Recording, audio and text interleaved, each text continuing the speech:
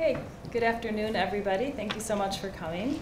It's my great pleasure to introduce Dr. Rita Hamad, who's with us today as part of the IHPI Emerging Scholars Exchange Program.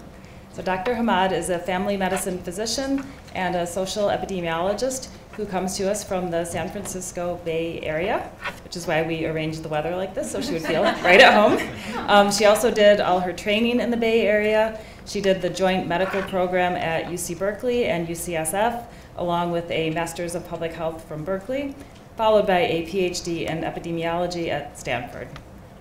So Dr. Hamad is now an assistant professor of family and community medicine at UCSF, where she is pursuing policy-relevant research questions that are as important as they are complex. She's particularly interested in the pathways that link poverty and education with health disparities, and she uses innovative quasi-experimental methods in her work to try to tease out the effects of social and economic policies on health. The title of Dr. Hamad's talk today is Poverty Alleviation to Address Health Disparities, Harder Than It Looks. Please join me in giving a very warm welcome to Dr. Rita Hamad.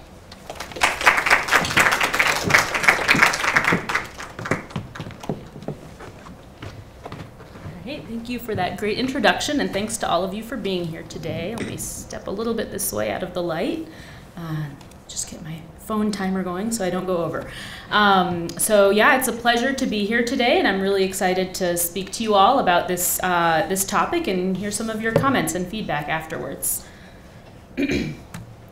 So just as an overview of what I'm going to be talking about today, I'm going to give just a brief professional background and then talk a little bit about what motivates my research, which is in the area of social policies as determinants of health.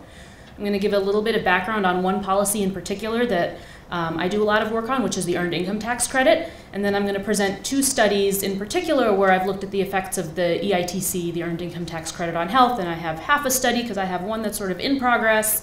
I don't want to call it a full study yet. And then finally wrapping up with some conclusions. So I started off with my undergraduate degree at Harvard and then was lost about what to do with my life. So I then spent actually 3 different internships after college at the World Health Organization in Geneva, at the American University of Beirut in Lebanon, and then at UCSF, working on different topics in the public health domain. But the thing that sort of the thread through all of those was social determinants of health, and that got me very excited about working in that field. I then was told that to do public health research you had to get an MD, and so I went to, which is not true if there are any trainees in the audience. Happy to advise people against that. And so I was at the joint medical program at UCSF in Berkeley, which has a master's degree as part of the MD training to specifically do a research project. After that, I did my residency in family medicine at Contra Costa, which is a UCSF affiliate in the Bay Area. I then went to Stanford in sort of an adjunct faculty position where I got a Ph.D. in epidemiology, which is maybe what I should have done at the very beginning, 10 years later. And then I joined the faculty at UCSF about 2 years ago.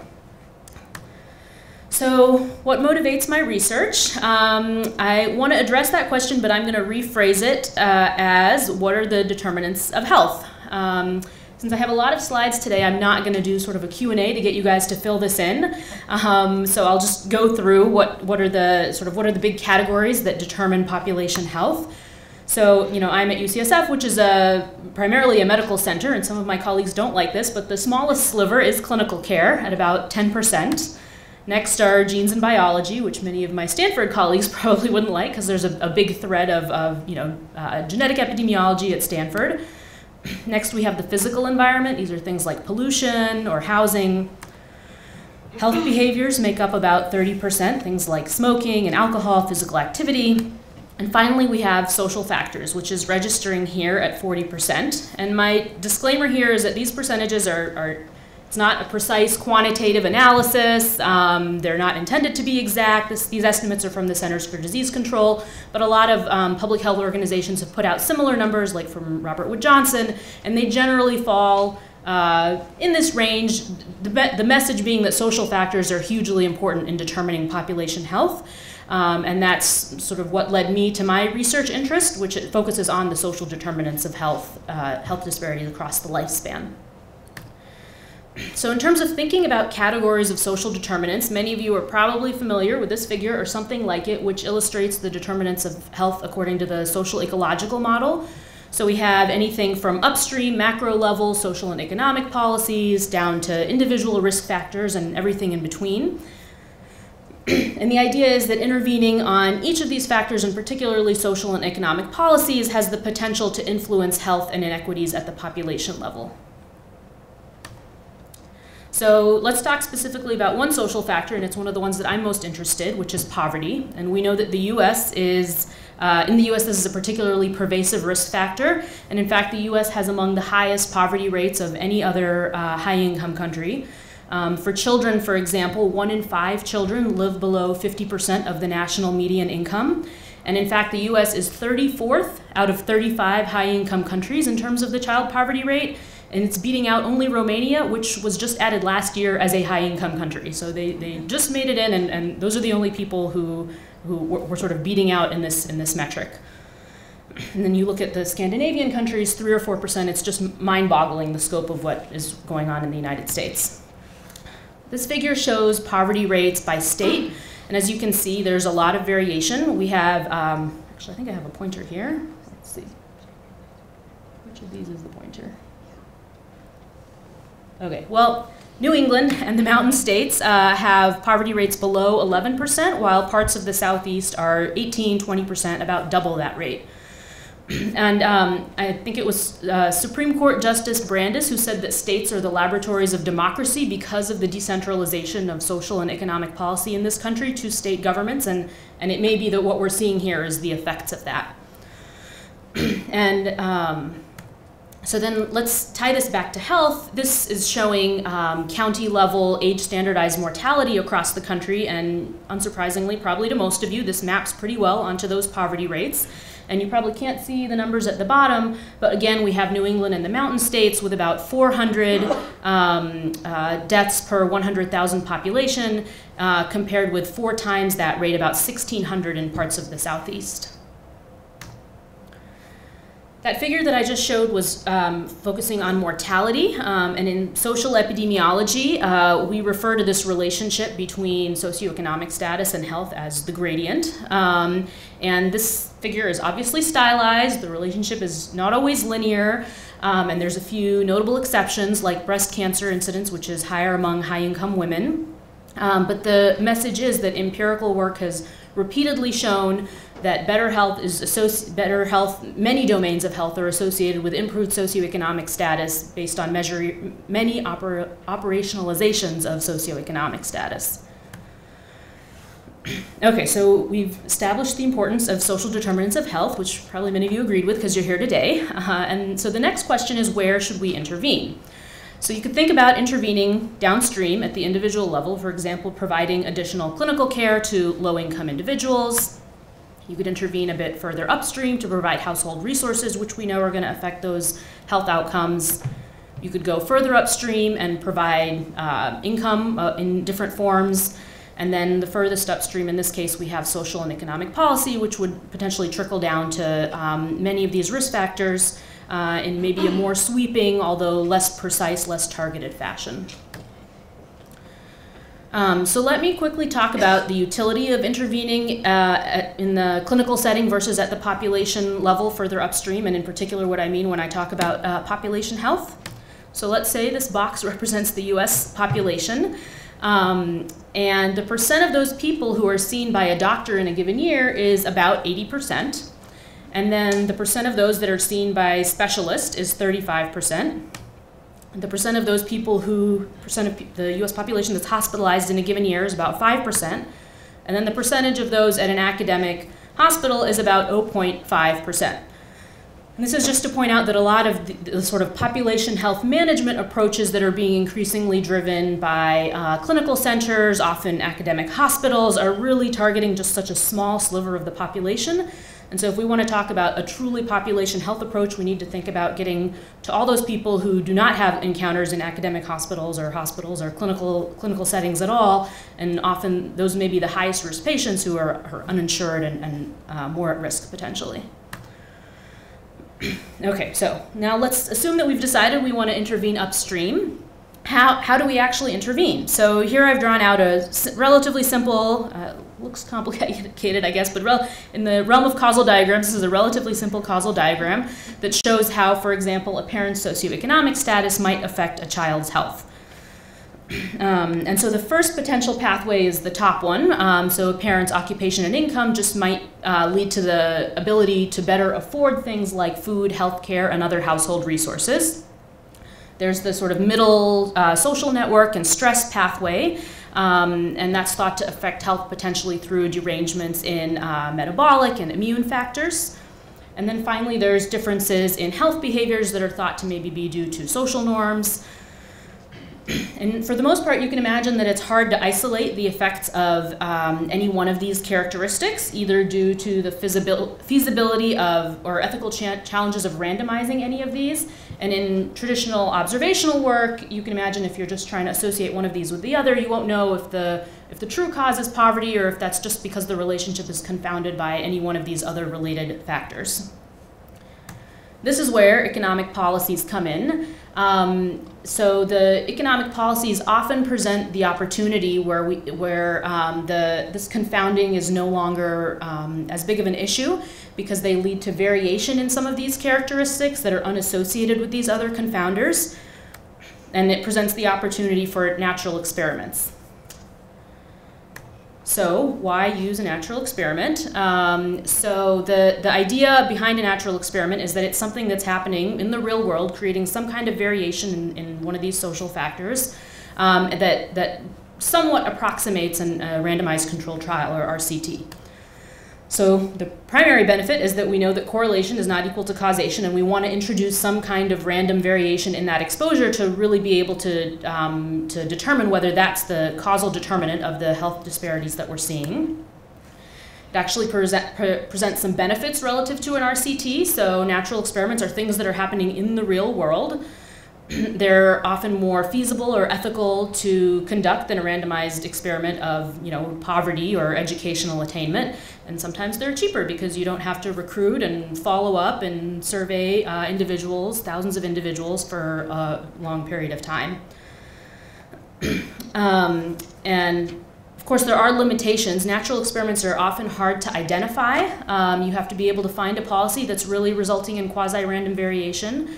Sometimes it's difficult to find the appropriate data that contains the geographic variables of interest, the time period of interest, the health outcomes of interest. That involves a bit of a matchmaking process, and then even then you still might have some residual confounding. So to get a little bit concrete about what I mean by some of these things, I'm now going to go through a few of my own studies on a particular policy. And that is the Earned Income Tax Credit, or EITC. So the EITC is the largest U.S. poverty alleviation program. It provides $60 billion to 25 million families every year. It's essentially a tax policy, so what it involves is a tax refund to low-income families. This figure shows the calculation that goes into determining the refund size. So on the x-axis, we have a family's earned income. And then on the y-axis, we have the size of the tax credit. So you can see as your earned income goes up, the size of the refund goes up, sort of plateaus, and then it's phased out over a certain level of income. Families with different numbers of children get different amounts of refund. So 3 or more children get more than 2, 1, and then no children. Those are the different colors. And then married couples get slightly more. Those are the dotted lines relative to single individuals, and that's the solid lines. You can see that the maximum refund size, this was in 2017, was $6,000. So for somebody who's at sort of the beginning of that plateau, a family that's making $15,000, that represents about 40% of their annual income. That's the size of this refund. And it's a federal program that not a lot of people know about. So there's actually another source of variation in income brought about by the EITC, and that's that the program has been repeatedly expanded over time since it was first started in the 1970s, and particularly under Clinton in the 90s. These are inflation-adjusted refund sizes. So you can see that it's probably doubled over time, more than doubled over time. And the reason is that it's a sort of has a lot of bipartisan support, which is hard to believe these days that anything can have bipartisan support. But it provides income boost to low-income families, which progressives love, and then it also incentivizes work because you don't get this unless you have earned income, which conservatives tend to like. And then the last source of variation that I'll mention for now is that there's actually 29 states plus Washington, D.C. that have implemented their own EITCs on top of the federal EITC. And these programs vary in terms of when they were implemented, their generosity, the eligibility criteria. So I'm from California, so this is an example of what the California EITC does. So that solid line is the federal refund that we were just looking at, and then the dotted line shows what the California refund does, which is to provide an extra refund for low-income families in particular. And California was actually a late comer to the state EITC game. Our program was just implemented 2 or 3 years ago. Michigan's, I was looking this up last night because I actually didn't know, was implemented in 2008, and it historically provided a 20% bump to the federal EITC at all income levels, although just a couple of years ago that was cut to a 6% bump, so it's not as generous as it once was. So in this case, what we have is multiple forms of variation, a bunch of potential natural experiments, each of which you can imagine has its own benefits, but then also its own flaws in terms of the potentials for confounding and other things. So what my research aims to do is to sort of triangulate or converge on the mythical truth by studying the policy through multiple lenses. And another benefit of this multi-pronged approach is that we can also try to tease apart the mechanisms through which the EITC might be having its effects on health, and I'll get into this a bit more later. So the first study I'm going to talk about is a study that was looking at the effects of income on child development using variation in the EITC. This study was done using the 1979 National Longitudinal Survey of Youth, or NLSY, which is run by the Bureau of Labor Statistics.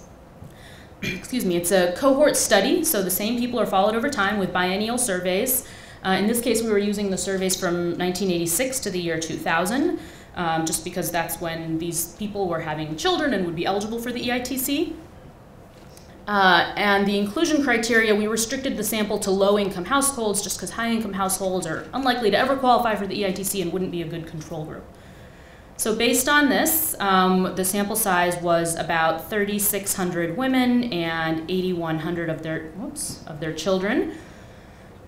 The exposure here was the size of the EITC refund that a family was eligible for. So you can imagine NLSY, like many surveys, does not ask people about their taxes, but it does ask people about their income and other socio-demographic variables that the IRS uses to calculate the EITC. And so in this case, there's a package for Stata, which I think exists for other programs. This one is called TaxSim, run by the National Bureau of Economic Research, and you can use it to calculate how much a person is eligible for. And what we did here is we don't know who actually applied for and got their EITC refund, so we assumed that 100% of eligible people actually received it.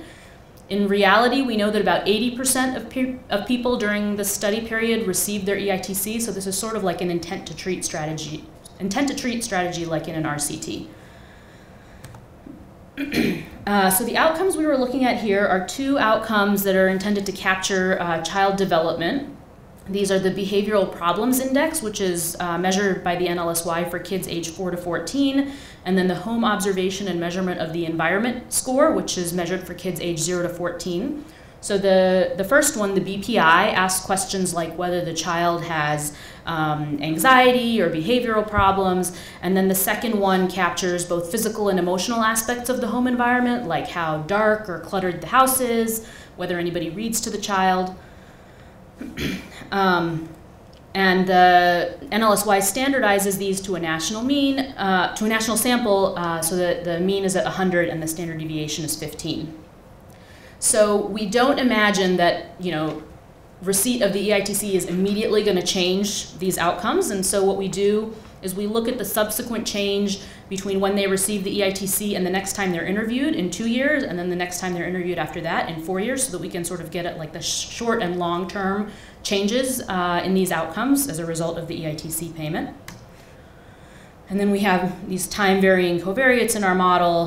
These are some of the inputs that go into the EITC calculation.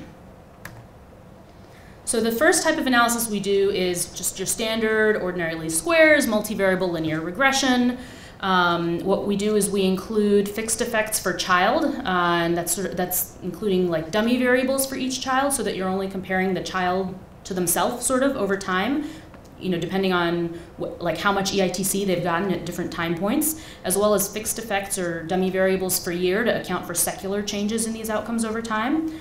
Because some mothers have multiple kids in the sample, we cluster the standard errors by household. And then NLSY, like many surveys, has a lot of missingness on key predictors like income, and so we imputed these using multiple imputation for chained equations, using chained equations. So this is the standard equation for any OLS model. So our main predictor here is the EITC that the mother would have been eligible for in a given year. X are the covariates that I listed on the prior slide. Theta and lambda are the child and year fixed effects. We have the clustered standard errors, and then the outcome, again, is the difference between their BPI this year and their BPI in 2 years or 4 years to get at the change that the EITC may have caused. So then the next kind of analysis we used is called instrumental variables analysis. And this is a method developed by econometricians that's getting increasing popularity in epidemiology and health services research. So for those of you who aren't familiar with it, instrumental variables, or IV, is used when you have a predictor X that's hard to randomize, and you want to understand its relationship with the outcome, but you're worried about potential confounding by other characteristics like socioeconomic status. And it relies on the presence or the ability to identify an instrument, an instrumental variable, which in this case is the EITC refund. And the idea or the hope is that this instrument is sort of quasi-randomly assigned. That means it's not affected by the same confounder and can therefore sort of introduce some randomness, and then you look at the effect of income on child development using the part of income that's varying due to the EITC. So instrumental variables relies on a few assumptions, and I'm going to go through them here. And the first assumption is that the instrument, Z, is actually associated with the predictor. In this case, we sort of know that conceptually to be the case because we know that EITC is intended to increase your income, but we can check that empirically. And this is known as the first stage of the IV analysis. And in this case, we do find that for every $1,000 of EITC benefit that a family gets, their income goes up by about $1,700. And that the F statistic for this first stage is 670. So an F statistic over 10 is considered to be a good instrument. It's kind of like using a p-value of 0.05 to, you know, for what that's worth. And so this is considered to be a strong instrument or a good instrument for this first stage. The second assumption is that there's no alternative pathways linking the instrument and the outcome. In this case, the possible violation of this is that, you know, the hours that a parent works may also affect child development in different ways. This is probably the biggest problem with this potential instrument. In our case, we can adjust for hours worked because the NLSY measures it, but ideally you'd have no other pathways. IV analysis also assumes that there's no confounders that affect both the instrument and the predictor or the outcome, and so a lot of these things like the mother's education and race, the child's age and gender, we know don't affect EITC policy. And then the real benefit of the IV is when you have all kinds of unmeasured confounders like socioeconomic status or genetic endowment or something else that you just can't measure or are very difficult to measure, and those individual confounders in this case aren't affecting EITC policy, so that's the main benefit of using it. So we do know that there are observed parental characteristics that affect both the EITC refund size and the predictors and the outcomes. That's that box in the top left. So we know that pre-tax household income, marital status, age, number of children, and hours worked are things that affect your EITC refund size and your outcome, but we know the formula that the IRS uses, and so we can adjust for these in our models. The last sort of remaining residual confounding is other state characteristics that might influence a state's EITC refund generosity as well as the predictor the income and child development. In this case, there were a couple of sensitivity analyses that we did that sort of reassured us that was not an issue here, and I'll describe those in a bit. So for those who like to know the nitty-gritty, I have one slide on sort of the nitty-gritty, what's going on under the hood. So IV, this particular kind of IV is called a two-stage least squares analysis. So as before, we have the fixed effects for child and year and clustered standard errors. In this case, IV has not been validated with imputed data, so we were using the unimputed data. And the equations here, hence the name two-stage, it proceeds in two stages. So in the first stage, we have the EITC as the predictor and the self-reported income as the outcome, as well as the other covariates. And you use that first stage to predict income for each person based on the EITC and these other covariates. And then in that second line, the income with the hat over it is the person's predicted income as opposed to their self-reported income. And that's the main predictor variable in this regression to look at the effects on the outcome of interest. So that beta 1 coefficient is the one that we would interpret as the causal effect of income on the outcomes of interest. So one thing I'll quickly point out is that what that OLS model is doing is looking at the effects of the EITC policy. And what the IV analysis is doing is going a step further and looking at the causal effect of income itself rather than the policy. And so there's a little bit of nuance in how you interpret that. So here are the sample characteristics for mothers in this sample. The average age was about 30, about half were married, about half were ever eligible for the EITC during this study period, and the mean refund size for those who were eligible was about $1,000. For children in the sample, the average age was about 6.5. Again, about half were female, about half were Black or Hispanic. For the BPI, higher scores are worse, and for the home, lower scores are worse. And you'll remember that the national mean is about 100. And remember, we restricted this sample to be low income, so that's why their scores for both of these look a little bit worse than the national mean of 100. So here we have the results from the OLS model in that first row and the IV model in the second row. Again, the outcomes are behavioral problems and the home environment. And again, we looked at the effects over the subsequent 2 years and the subsequent 4 years for each of those.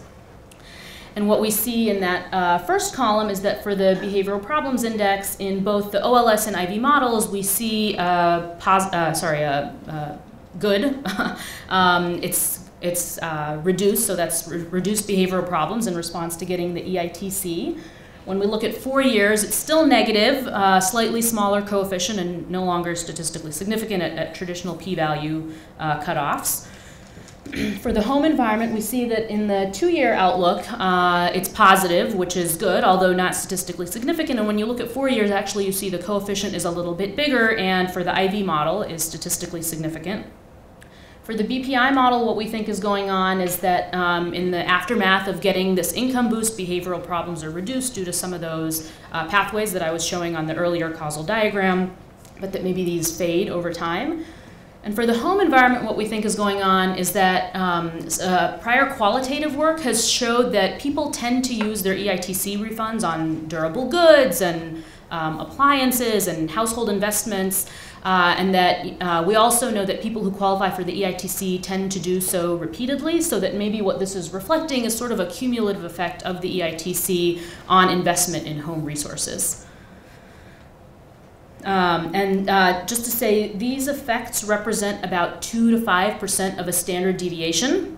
So that's not huge, but actually prior work has found that 1 year living in poverty is associated with a 3% of a standard deviation reduction in these same outcomes, so that it's sort of a comparable effect size to what you would expect. And the idea being that at the, for an individual, maybe that's not a lot, but at the population level, that could really shift your distribution in these outcomes. So we carried out a few alternative model specifications to examine this a little bit further. First, we examined heterogeneity by mom's marital status, and we found that the improvement was a little bit better for unmarried mothers who tend to have fewer resources at home.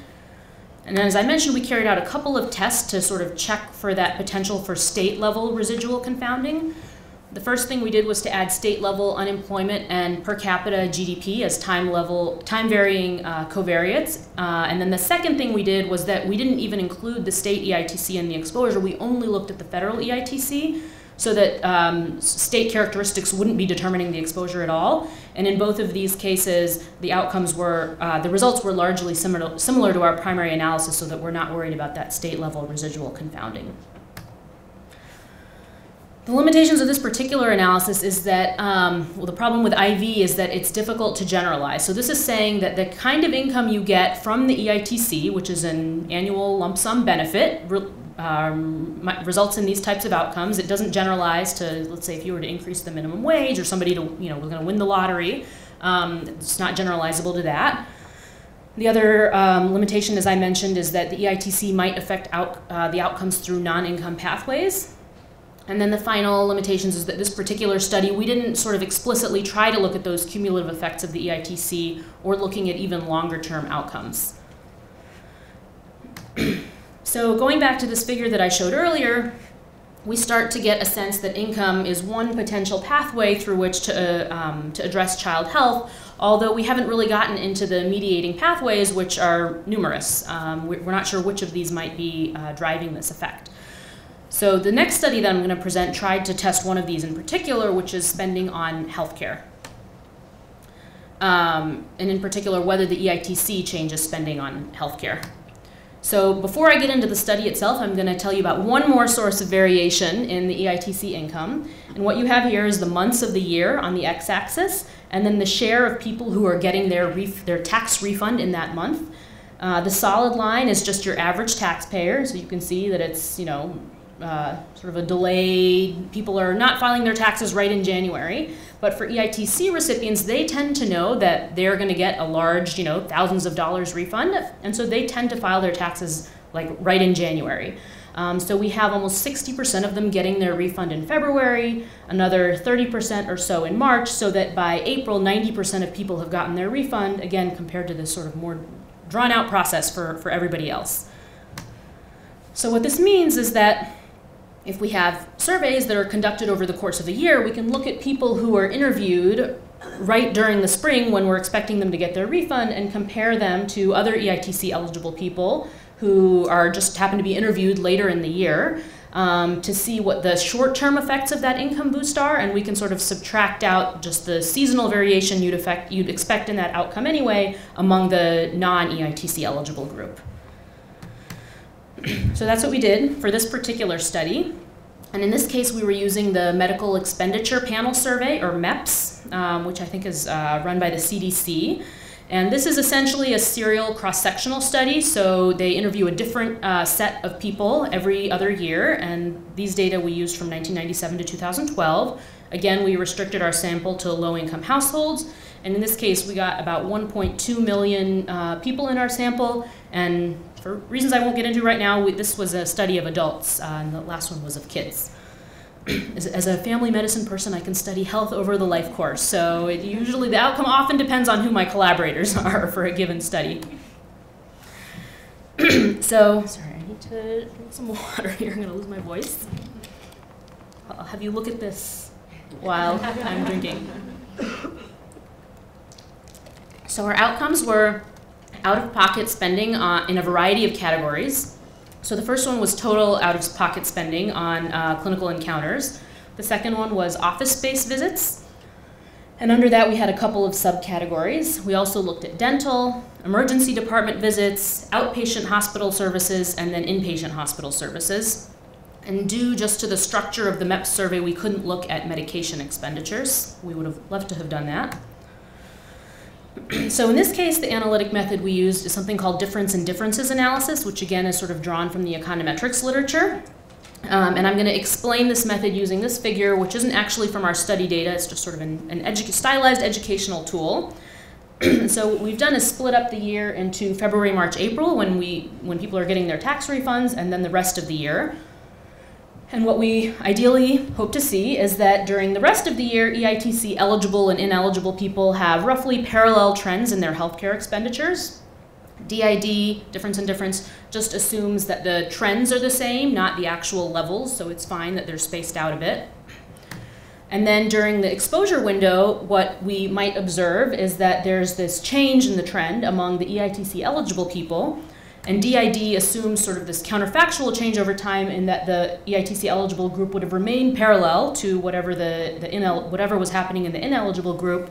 And then this difference between the counterfactual and observed is the actual treatment effect of that short-term treatment effect of getting the EITC. So again, the one slide with the equation. So again, DID is a multivariable linear regression, and for each person I and household H and year T, the main thing that difference in difference does, in addition to on top of a regular linear regression, is that it adds this interaction term between the amount of EITC benefit that a person is eligible for and whether or not that observation was during that February to April period.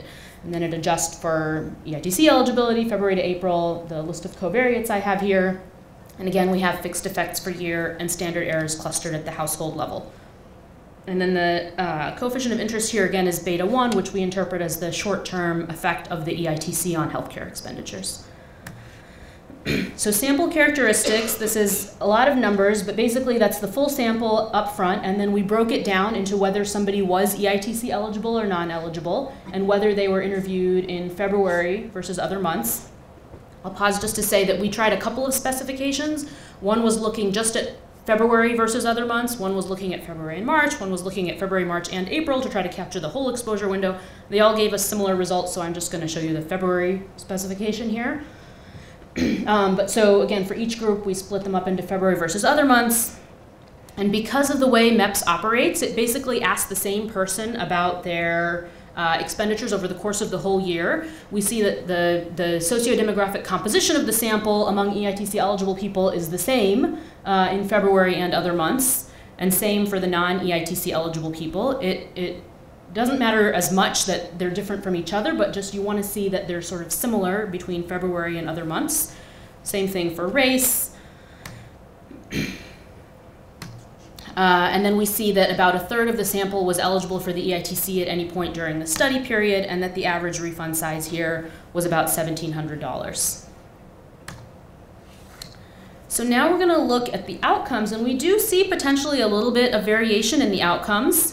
So for EITC eligible people, we see that maybe they're using a little bit more, this is total spending in February versus other months, although you can see the standard error is a little bit wide in February. And then that for non-EITC eligible people, it looks kind of the same across the other months. These are the sort of, you can interpret them as like the unadjusted differences. And so the next thing I'm going to do is show you the full regression models with the adjustment. First, we want to verify that parallel trends. Remember I said that during the months when people aren't getting the EITC, we want to see that the trends are roughly parallel. So we have no EITC in orange, EITC in blue, that's positive out-of-pocket expenditures, and you can see that during, so, you know, 1, 2, 3, that's January, February, March. And so during the years when there's no EITC exposure, we can see that those trends are roughly parallel, which is a good thing. We want to be able to see that. So these are the results of our full models. And the coefficient here on the x-axis is change in spending per thousands of dollars of EITC. And keep in mind that this sample is 1.2 million individuals, so it's unlikely that we're underpowered. And what we're seeing is a string of, I like to say, very precisely estimated zeros. And the coefficients aren't positive necessarily in the domains that you would want. So you have, you know, if you're just looking at the which are positive and which are negative, total spending is up, but that's like dental and inpatient. So not necessarily a good thing. So, sorry, I'm gonna do another sip. So the next thing that we did is we broke it down by insurance coverage, because you could imagine that people who are uninsured are maybe going to benefit from this more than people who have private or Medicaid. Not the case. It was null totally across the board. You know, the P is less than 0.05. You'd expect 1 out of 20 to be statistically significant. Not the case. This is a very null effect study. And again, with a sample size of 1.2 million, that's pretty compelling. It's not like we're missing like a very, very small effect. These are the size of the coefficient per $1,000 of EITC. And this is the last few outcomes because I couldn't fit them all on the same slide with the coverage subgroup analysis. Again, pretty much null down the board. So what might explain this finding? So it's possible that low-income people don't spend this annual lump sum tax refund on healthcare, at least not much more than other high-income people do who are potentially getting their tax refund about the same time. And again, as I mentioned, qualitative work does suggest that people tend to use their EITC refunds on household goods, maybe spending, paying down their debt. Maybe they accumulated all that medical debt previously and now they're just paying it off as opposed to spending on medical expenditures in the short term. Another possibility is measurement error. So this is a survey, not administrative data for the most part. So people are self-reporting their income and their health outcomes. We don't know exactly when they got their EITC refund, so it might be that measurement error is sort of washing out any true effects. And then the other possibility I'll mention is that maybe there is a violation of this difference in difference model, which is that maybe there's some other confounder that's causing a seasonal difference between EITC eligible and non-eligible people that's leading to this bias towards the null. So again, returning to this figure about the possible pathways through which income from the EITC might improve health, maybe we can rule out healthcare, at least in terms of short-term effects. So the I call it the unexplored frontier is this stress pathway. There's actually been very little done on the effects of the EITC on stress, and so this is like the half a study that I mentioned at the beginning, where it's still in the works, but I do have some preliminary findings to share today. And this one, we're using Michigan's own panel study of income dynamics. The outcome that we were interested in is measured 2001 to 2015, again, including low-income households that captured about 56,000 adults. Our outcome of interest is the Kessler-6, which is a measure of psychological distress. We used that same sort of seasonal variation comparing February to April with other months to try to get at the short-term effects on stress. We check those parallel trends again. We don't seem to be violating them, which is a good thing. And in the PSID sample, essentially, the effect is null. And higher scores on the K6 are more psychological distress. So again, it's not even in the direction that we would hope for. And I'm actually running this same analysis in the National Health Interview Survey, which is a serial cross-sectional study with about 10 times as many people in here. The effect is even smaller with wider confidence intervals. So again, a precisely estimated 0. So why might we be seeing null effects in the short term for mental health?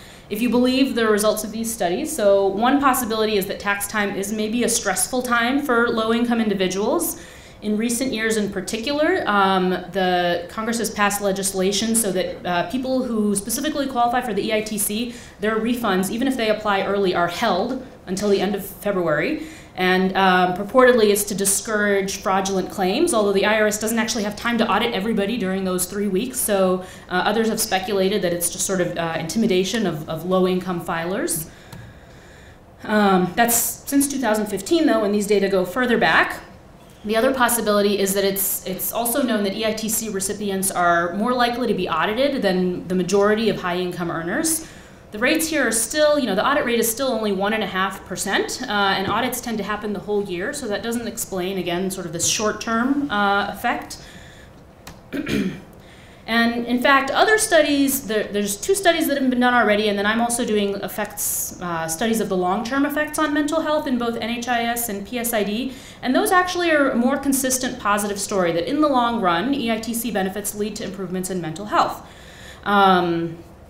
And so it may just be that, again, people maybe anticipate they're going to get the refund, so it doesn't really create like that reduction in psychological distress from surprise, you have more money. Like, it's coming, you've already come to terms with it. Maybe not, even though now you have it, it's not such a tangible thing.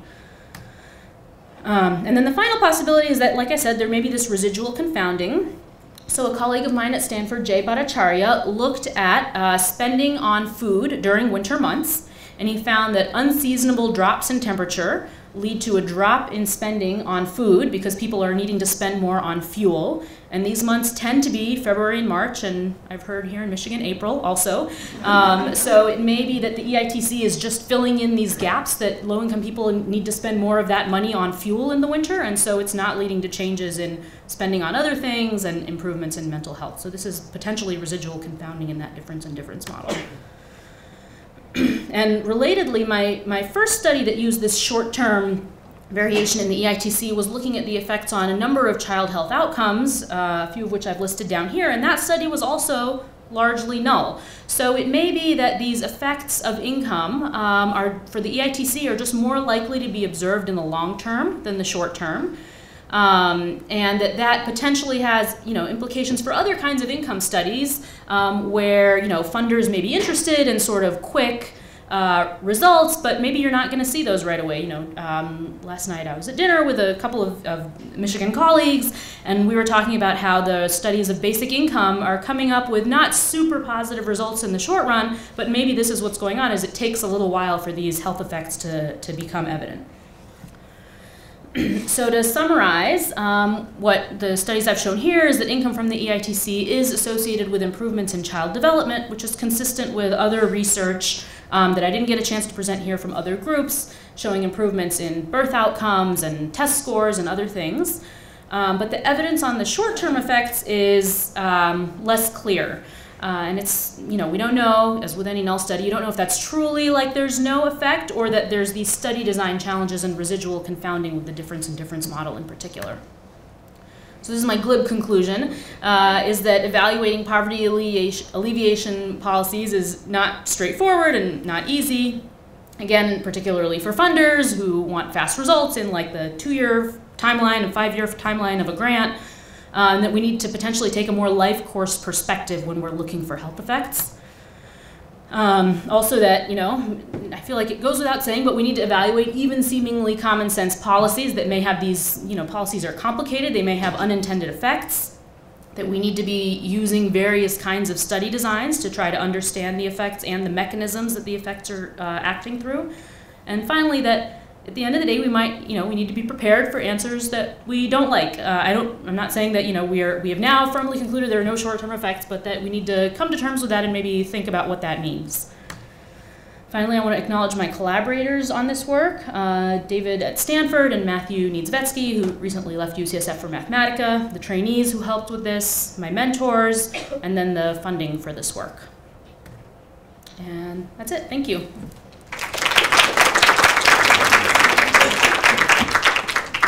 We've got about 10 minutes for questions. Thank you for that great talk.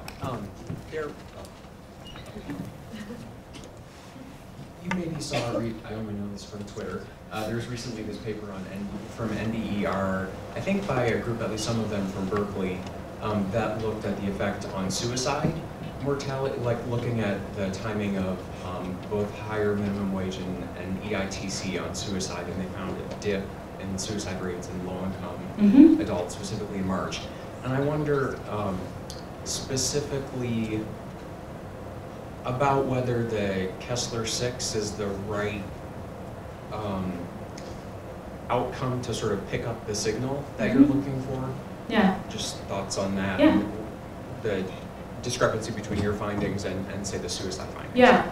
Yeah, and I mean, that part of the limitation is that, if I were to go out and design my own study to look at this, would I pick the Kessler-6? Maybe not. Yeah. But a lot of times for this kind of research, you're sort of limited by what these other secondary data sets already have, and so that's why it's important to try to, again, triangulate from multiple angles, look at different kinds of outcomes. Maybe there's like a slightly different pathway for this sort of more general,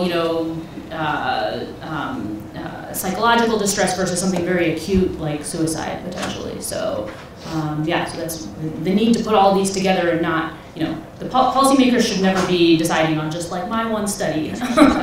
Yeah.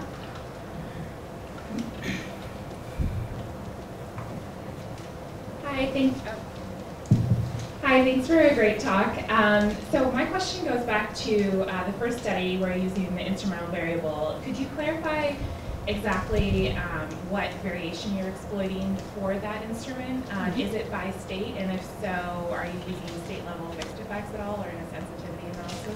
Yeah, so that first one, we're taking advantage of basically all of those kinds of variations. So both, because this is a panel study, we have people over time, we have people who are having more or less children during that, or generally more children during that time period. Their income is changing year to year, so it might qualify them for different levels of the EITC. So it's sort of, you know, rolling all of those into a ball and looking at the effects of different levels of the refund. And the state analysis, so we were using fixed effects at the child level, just to look at variation within children. We still had that concern about state confounding, that, you know, people who live in states that have more generous EITCs might have states that have more generous policies of all kinds. And so that's why we did that. I'll go back to that one slide. We did those couple of analyses to look at, almost there, to try to eliminate that confounding. And that the first thing we did was just to include state level measures of state socioeconomic status. But again, you could say, what if the confounders are something other than unemployment and per capita income? And that's when we didn't even use the state EITC at all. We eliminated that source of variation. We were only looking at the amount of federal EITC that people qualified for. And so that really reduces that amount of confounding at the state level. Yeah. So thanks for a great talk. I have a two-part question. The first is your findings from the MEPS about showing no increase in healthcare spending, the income tax credit. From a policy standpoint, is that just fine if, you know, people get sort of a, you know, infusion of cash and they choose what to spend it on, and they value, you know, fuel or food or clothing or, you know, other items over healthcare? Yeah. Should that concern us? Yeah. So as a social epidemiologist, I'm not concerned. I know some people think we should be spending more on healthcare than we do. But I think that, you know, and it depends on like the, like why they're not spending it in the short term. Again, I mentioned that that people are spending down, the studies have shown that people are using that to spend down debt, and a lot of debt in this country is medical debt, so it might just be that people are naturally smoothing their expenditures in that way, and that they're like spending it over the course of the year, and then when they get their EITC refund, they're paying back all that debt on expenditures they already paid. So I don't think it's necessarily a bad thing. Yeah. And then the second part would just be to maybe reflect on your findings versus the Oregon Medicaid lottery, where the survey-based measures suggested that those randomized to Medicaid coverage had much less financial stress in their life, worry about paying bills and taking collection. And they had a significant reduction in rates of depression, which was the one health outcome that improved, say, relative to diabetes control or blood pressure control, which did not. You know, how does that fit with your findings on sort of measures of mental health related to sort of income, and in this case, you know, sort of maybe being relieved of stress from medical bills, which follows from your answer to the last question? So if you go to this, I mean, like for each of these little boxes, there's different ways to address them. So in this case, we're saying we're gonna like help people spend more on healthcare by giving them income. Maybe that's not the right way to help them with healthcare. Maybe that one box would be, you know, better dealt with by giving them insurance. To, you know, because even if you give them income, if they have catastrophic, you know, healthcare need, you're going to give them like $1 million for their ICU stay. Maybe it's better just to give them insurance for that particular box. So, so yeah, that would be like another. I was just speaking with Rainu, who's doing like the ACA expansion. So maybe she can look at that one and see. But yeah, there's lots of potential natural policy experiments here that you could test out that would have, you know, very different effects potentially.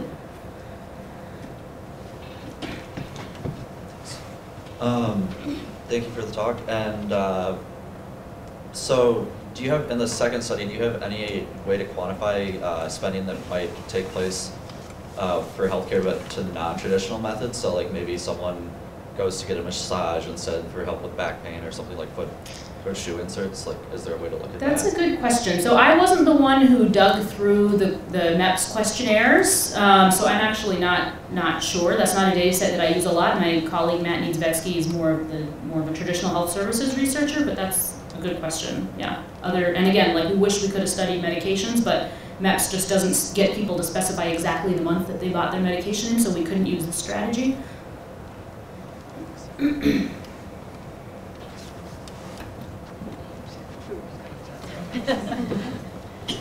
Thank you. Very interesting and provocative findings. I'm going to ask you to just put on a policy design hat and just muse. You're not the researcher right now. So EITC, I don't think anyone ever thinks of this as a poverty alleviation policy. It's actually not that much money for people. Do you think it is? If you could design EITC, would you make the benefit bigger for people so they actually, it might make a difference in some of these boxes more than the very low level that it is now? Yeah, so how would I change the EITC? Yes, if you were, you know, yeah, the policy guru of the world. Yeah, I mean, there's a lot of talk about what we should do to change the EITC. One is, instead of making it a lump sum once a year, is to distribute it over the course of the year, although the EITC used to have that option, and 3% of people opted to take it.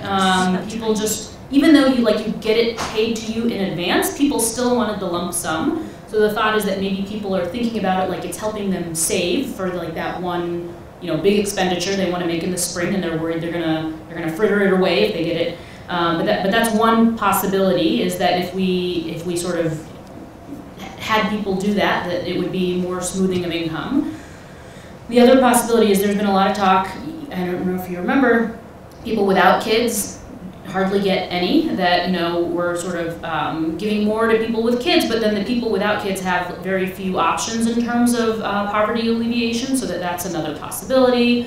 So those are probably, I think, the two main things. And then, I mean, just having, so you could imagine that even if you have that extra income, if you're facing, employment discrimination or other things that are just not going to allow you to move up the ladder because of other things, that maybe income by itself is not enough, that we need to have other changes to our safety net, just like a bigger conversation about how all of these policies interact with each other.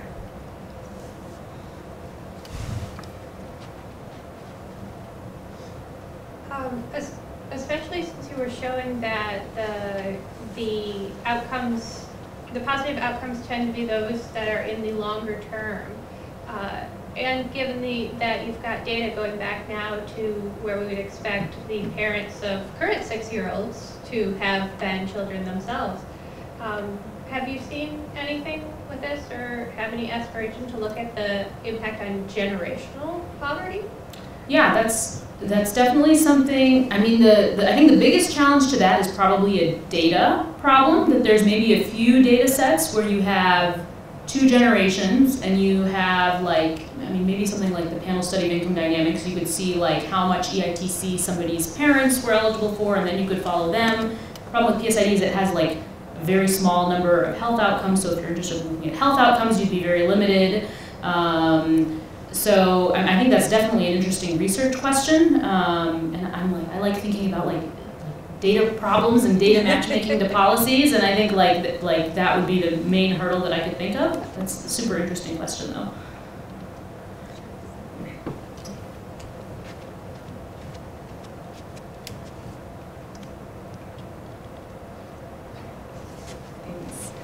Thanks for a very thought-provoking talk, kind of a similar future directions question. So another source of natural variation in policy is international comparisons. And I was wondering if you had any plans to look at things, between countries in terms of social and economic policies and their effect on health. Yeah, I don't do as much of that. I think there you start to get into much bigger problems with confounding by other characteristics of those countries. I mean, even in this case, the issue with when we're looking at state policies, other state characteristics, states are just doing all kinds of policy stuff, and it's often hard to isolate it to what are the effects of that one policy. And I think, going back to the data problem, you could probably do that more easily with all the high-income countries that have, harmonizable variables over time. So yeah, and I know that people have done some of that. I don't do that personally in my work. Yeah. I think we have time for one more question. Okay, well, thanks for all the great questions, and thank you so much to Dr. Hamad for a wonderful talk.